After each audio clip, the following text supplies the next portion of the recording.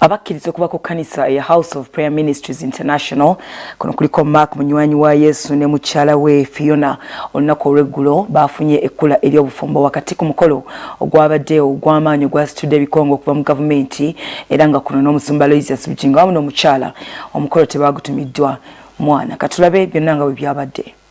Mark Kainika ne mukyala we Kamariza Phiona bakigadde ng'enjogera y'abavubuka bweri mu kanisa eya Kitala Church of Uganda mu nduulu n'essanyu nga bayingidde obufumbo era bano be bamu kubasabira mu House of Prayer Ministries International ekkanisa esangibwe Makerere Kikoni. Nkusaba n'empeteegi ninka ekitiinisa n'omubiri gwange ninka ebintu byange byona eby'omu nsi mu izina lya Katiibwe ery'Omwana ery'Omwoyo Omutukuvu.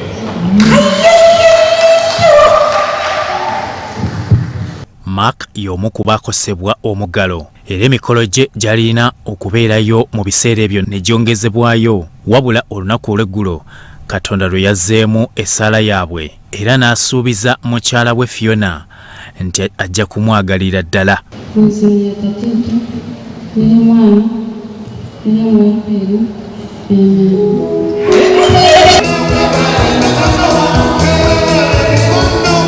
Bakaka anti Kamaliza Kainika nga batambulira mu luseregende rw'emmotoka enkola ey'omu Germany eza Mercedes Benz bwe bavudde mu kanisa we bategekedde omukolo boolekedde butereevu ensambya mu kitiibwa.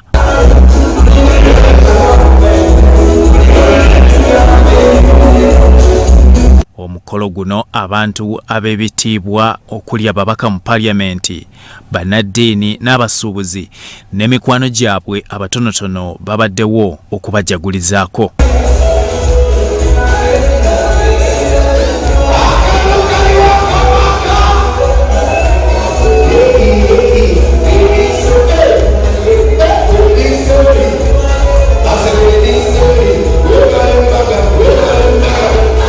Mu bagenyi ababaddewo ye musumba owa House of Prayer Ministries International Loisius Bujinga ne mukyala we Susan Makula Nantaba n'abakadde b'ekkanisa era ku mukolo guno bamulaze essanyu lyatajulirira.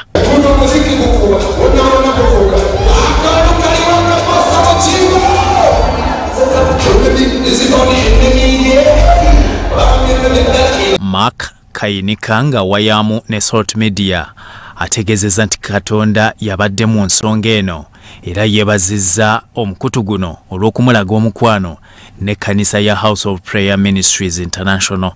Nze mpulira essanyu lingi nnyo ate neebaza Mukama ku lwakino ekituuseewo kubanga nze nategeka emikolo emirundi esatu nga buli wentegeka President agalawo mu wiiki eddako buli wentegeka agalawo mu wiiki eddako naye neebaza Mukama nti nali ntegese okuhinjira give away nga je nkomako naye ko Katonda era akoba plan nti ne kino kyonna tukimalire mulundi gumu so utiye musayi gwange so ate nebaza Mukama nti nobwembanga nga waliwo genda ze stile sigaranga endi mapega nebaza Pastor Bujingo olw'okufuuka taata ate nanzalira ddala omukolo waguyimiriza ate tulina okuhinjira waka nga kyekyoka ekiriwo nenzija n'enindo olunaku luno wagawone nga sirumanyi naye Mukama alaba ate bwandaga mu kuyimirizaawo anterekedde kinene n'aleetamu ne wedding kati neebaza Mukama ku lw'okusanga nga ate anteereddemu n'ekirala kye mbadde ssuubira Mukama mwebaliza ddala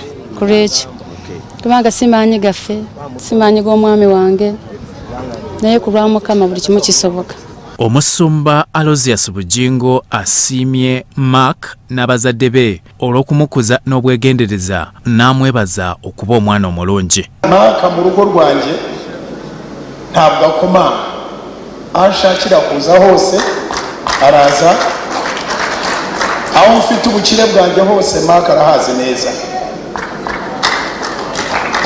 Mark n'umwana mwiza cyane ariko turashimira Imana kubera ibitangaza Imana ikoze uyu munsi no w'Imana.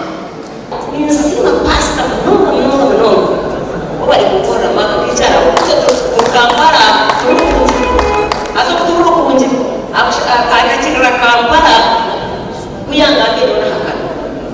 okali kasima munonga akokakangambira nawulangambira newadimu muhamwe neba oyetamanga kundirimbura oyetamanga mwana wawe bene kasima munonga ina mukadde Omusumba Bujingo n'abazadde kw'ossa n'abalala basabidde Mark ne mukyala we Phiona Katonda banyweze mu bufumbo bwabwe. Muzaale abalongo ng'okuba n'ekirabo Mukama kyabawadde nga mumaze okutukuza obufumbo. Oluvannyuma basaze cake etanabirwa ngalo ne bagabula abazadde bwe batyo ne banyeenya ne kugaliba enjole abawummuze kye bayita okutema omuziki nga bajaguza obufumbo bwabwe.